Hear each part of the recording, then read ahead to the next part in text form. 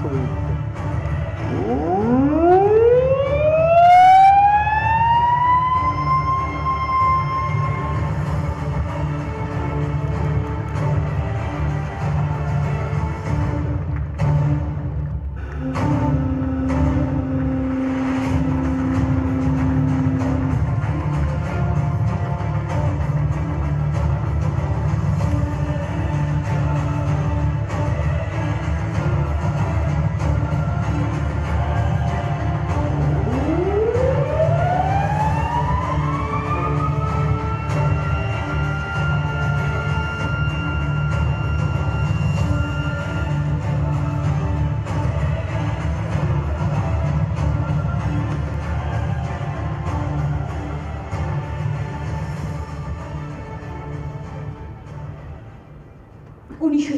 সালের স্বাধীনতা যুদ্ধে অংশগ্রহণকারী জাহাজ পদ্মা ও পলাশ থেকে বাংলাদেশ নৌবাহিনীর সূচনা লগ্ন থেকেই নৌবাহিনীর অগ্রযাত্রায় মাননীয় প্রধানমন্ত্রী শেখ হাসিনার বলিষ্ঠ নেতৃত্বে সংযোজিত হয়েছে নতুন নতুন যুদ্ধ জাহাজ।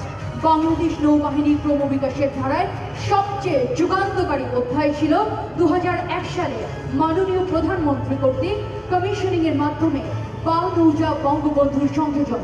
এরই ক্রমধারায় পরবর্তীতে আরো 20টি অত্যাধুনিক যুদ্ধ জাহাজ নৌবাহিনীতে সংযোজিত হয় এবং আরো কিছু জাহাজ সংযোজন প্রক্রিয়াধীন হয়েছে। এর মাধ্যমে নৌবাহিনী সার্ফেস ফ্লিটের সক্ষমতা উল্লেখযোগ্যভাবে বৃদ্ধি পেয়েছে। Bangladesh Navy started a journey during Liberation War in 1971 with only 2 ships, Podda and Polash. In course of time, number of new ships have been integrated in Bangladesh Navy. The most significant transformation of Bangladesh Navy was the inclusion of pianist Bangabandhu under the dynamic leadership of Honorable Prime Minister. In course of time, 120 ships have been incorporated into the fleet, and inclusion of fuel are under process. This transformation has enhanced the capability of our surface fleet to a great extent. শুধু মণ্ডলী, আপনারা দেখতে পাচ্ছেন কর্ণফুলী নদীর মাঝখানে অবস্থান করছে বিএনপির ফ্ল্যাগশিপ নৌজা বঙ্গবন্ধু। এই জাহাজের রয়েছে আকাশ থেকে উড়ে আসা যে কোনো শত্রুর উপরে মাথা হানার সক্ষমতা। এছাড়াও এই জাহাজ সমুদ্রপৃষ্ঠের যে কোনো শত্রু জাহাজের উপর আঘাত হানতেও সক্ষম।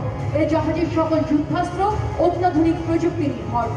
নৌজা বঙ্গবন্ধু সংযোজনের মাধ্যমে প্রযুক্তিগত দিক দিয়ে এগিয়ে গিয়ে বাংলাদেশ নৌবাহিনী আরো অত্যাধুনিক নৌবাহিনীতে পরিণত হয়। এই জাহাজের রয়েছে হেলিকপ্টার ল্যান্ডিং এর জন্য হেলোডেক এবং মূলত এই হেলোডেক যুক্ত যুদ্ধ জাহাজের হাত ধরে নৌবাহিনীর দ্বিতীয় মাত্রা অর্থাৎ বিমান বহরের প্রথম সোপান রচিত হয়।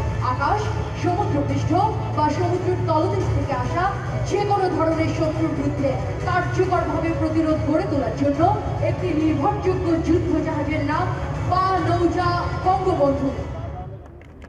Ladies and gentlemen, as you can see, pianist Bangabandhu has taken a station at the meet of Karnafuri River.